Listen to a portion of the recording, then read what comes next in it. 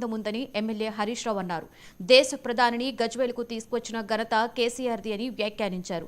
CM Revanth Reddy చిల్లర రాజకీయాలకు, దిగజారుడు రాజకీయాలకు పాల్పడుతున్నారని విమర్శించారు. కేసీఆర్ హయాంలో కొండపోచమ్మ, మల్లన్న సాగర్ల ద్వారా సాగుకు నీరందించినటువంటి గజ్వేలులో ధనలక్ష్మి గలగలలాడిందని, కానీ ఇప్పుడు రేవంత్ రెడ్డి పాలన వల్ల గజ్వేల్ నుంచి ధనలక్ష్మి పారిపోతుందని ఎద్దేవా చేశారు.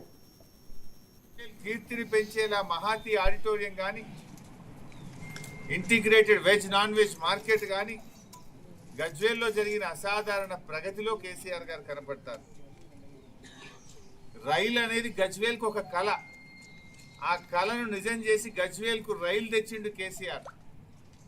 గజ్వేల్లో మన గోడౌన్ ర్యాక్ పాయింట్ పెట్టించి గజ్వేల్లో ఇలా రైతులకు ఎరువులకు కొరత లేకుండా జిల్లాకు అవసరమైన ఎరువులు రైలు ద్వారా గజ్వేల్కి వస్తున్నాయి. ఇవాళ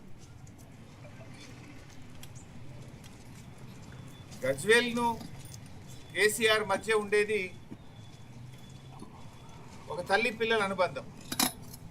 కానీ రేవంత్ రెడ్డి ఇలా చిల్లర మాటలు మాట్లాడుతున్నాడు, కుళ్ళు మాటలు మాట్లాడుతున్నాడు.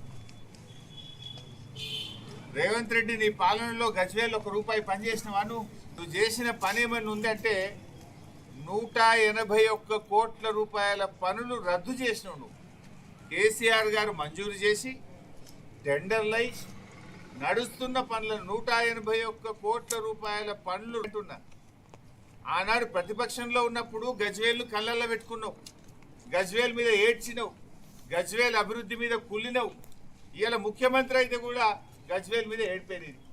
గజ్వేల్కు కేసీఆర్ గారు చేసిన పనులు రద్దు చేసి గజ్వేల్కు అన్యాయం చేసినావు తప్ప రేవంత్ రెడ్డి నువ్వు చేసింది ఏంటి అని నేను అడుగుతా ఉన్నా. అటు ఫారెస్ట్ యూనివర్సిటీ, ఇటు హార్టికల్చర్ యూనివర్సిటీ, ఇటు ఎడ్యుకేషన్ హబ్, గురుకుల పాఠశాలలు, సరస్వతి నిలయంగా కేసీఆర్ గారు తీర్చిదిద్దారు. అసలు ఎక్కడ గోదావరి, ఎక్కడ గజ్వేల్? మన పాండవుల చెరువులో మనం ఇలా గోదావరి నీళ్లు చూస్తున్నాం కదా. ఎక్కడ గోదావరి, ఎక్కడ పాండవుల చెరువు?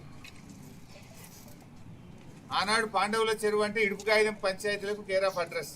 ఇవాళ పాండవుల చెరువు అంటే పసిపిల్లలు, చిన్నపిల్లలు బ్రహ్మాండంగా సాయంత్రం పూట ఇవాళ ఆడుకుంటున్నారు. సేదతీదే విధంగా ఇవాళ పాండవుల చెరువును కేసీఆర్ గారు తయారు చేశారు.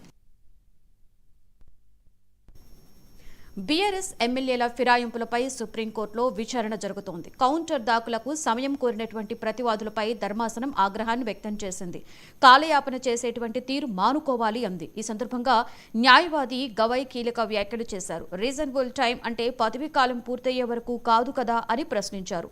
సుప్రీం మొదటి ఫిర్యాదు ఇచ్చినప్పటి నుండి కూడా ఇప్పటి వరకు ఎంత సమయం గడిచిందని అడిగారు. తమ దగ్గర డిలే టిక్వోస్ట్ అమలు చేయొద్దు అంటూ మండిపడింది ధర్మాసనం.